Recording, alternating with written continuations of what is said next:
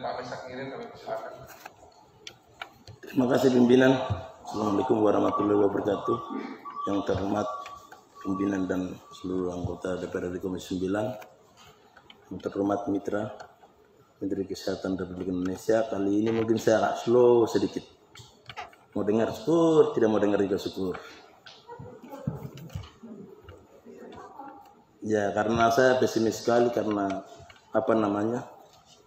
mewakili rakyat Papua tapi jarang pernah didengar. Bagaimana rakyat yang hidup di pelantara di hutan sana mau dengar?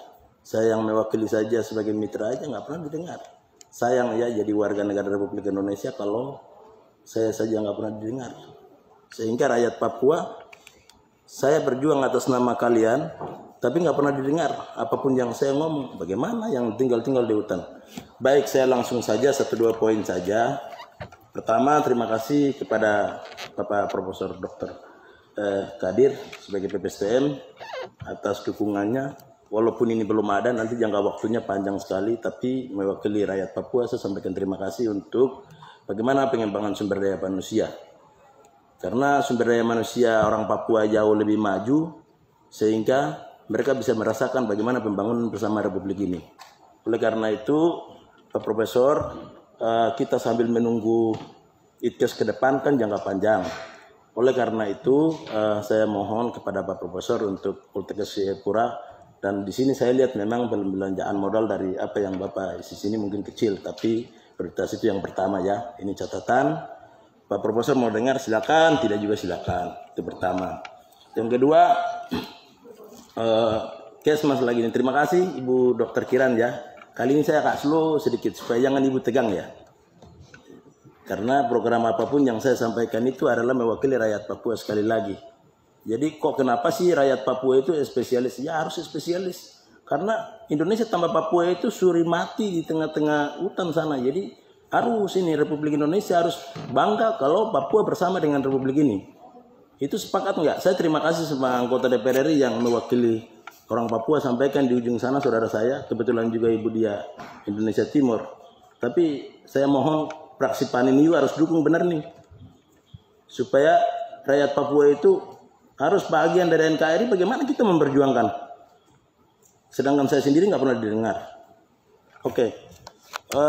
Bu Dr. Kiran, saya hanya terima kasih saja apa yang saya sampaikan walaupun tidak signifikan yang Ibu menjawab di sini, tapi hanya saya sampaikan ucapan terima kasih saja. Mungkin Ibu, saya hanya menanyakan saja ada 1-2 poin yang saya catat di sini. Yang kemarin mungkin Ibu menjawab, tapi tidak semua yang Ibu jawab. Hanya sekecil saja pertanyaan saya. Ini di slide yang keberapa ini? 78 ya. Ini program yang Ibu diperjelaskan 78 itu tentang masalah gizi. Itu bagaimana itu sasarannya apa saja dan mekanismenya bagaimana? Jangan-jangan ini percetakan buku lagi Bu. Perlu penjelasan itu. Nomor 78. Satu. Yang kedua, ini slide yang Ibu bagi kemarin. Itu yang pertama. Yang kedua, di 84 tuh. Perlu penjelasan atas program ini juga. Kenapa ada dana sebesar ini 380 miliar 100% itu? Padahal ini di tahun lalu itu tidak ada. Apakah program ini sifatnya pemberian makanan tambahan atau hanya pendampingan saja? Ada 2 poin ini yang saya minta penjelasan dari Ibu dan penjelasan dalam.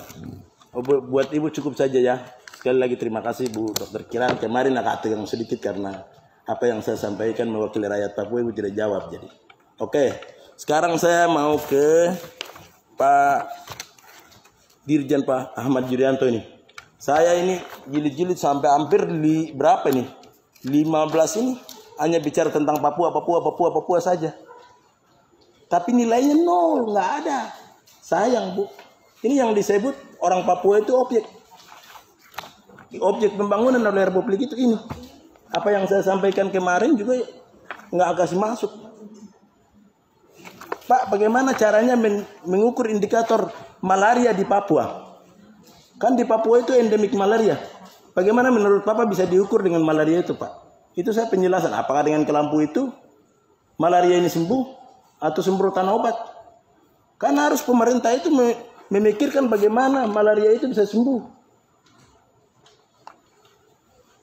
Itu harus jelas. Kan malaria terbesar di Indonesia itu kan hanya di Papua. Hanya di sini saya lihat HIV/AIDS, terus itu saja. Tapi anggarannya sangat kecil sekali. Kok sayang sekali ya membangun Papua Republik ini kok begini ya. Setengah hati memang.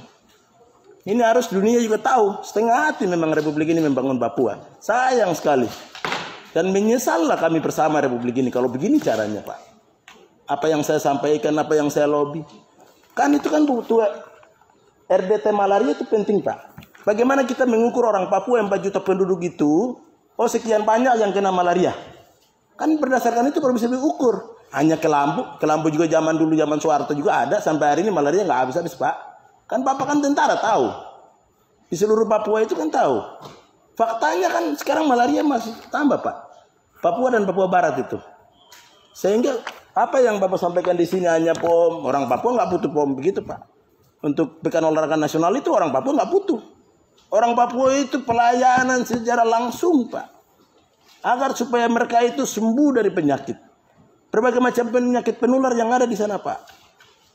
Oleh karena itu jangan buat program-program yang sebenarnya untuk menguntungkan pusat sini, tapi orang Papua tidak dapat manfaat. Ini catat baik-baik ini. Orang Papua dapat apa dari sini? Saya baca sampai, kok ini saya jilid sampai hampir 15 halaman. Apa sih? Malah program tahun 2020 ada, 2021 nggak ada. Oleh karena itu, Pak, saya ini kan mewakili rakyat Papua 4 juta penduduk, Pak. Bapak apakah mau dengar langsung sampai ke Bovendigul Asmat sana mau dengar? Kan nggak mungkin, saya ini mewakili rakyat Papua, Pak. Kalau nggak mau dengar saya, apa lebih dengar Bapak atau mereka dengar saya? Mereka pasti dengar saya. Kalau pelayanannya begini, ya otomatis rakyat Papua bilang referendum karena negara nggak bisa urus, Pak.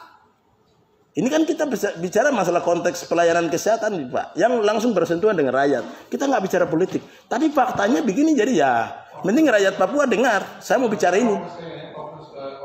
Enggak, ini kan pelayanan masyarakat, pimpinan. Supaya pimpinan juga harus melihat. Karena mewakili Papua itu kan kasih makan Republik ini besar, Pak. Jadi pimpinan harus mendorong untuk bagaimana membangun Papua. Kalau begini caranya kan, ya kita juga bicara. Kok kita harus diinjak-injak, kita harus diam? Kan nggak begitu. Oleh karena itu membangun kesehatan Papua, Pak, harus konsisten dan konsekuen. Jangan setengah hati. Saya, 2 kali 3 kali saya bicara RDP sekian-sekian kali, nggak pernah didengar. Terus Pak Presiden sampaikan bahwa kita akan membangun Papua. Loh, sekarang kan menjalankan program di bawah kan bapak-bapak ini, Pak. Presiden hanya mengambil kebijakan. Lalu kita mau sampaikan ke masyarakat apa? Bahwa pemerintah Republik Indonesia sedang bangun Papua. Kalau begini caranya dan nggak didengar saya juga.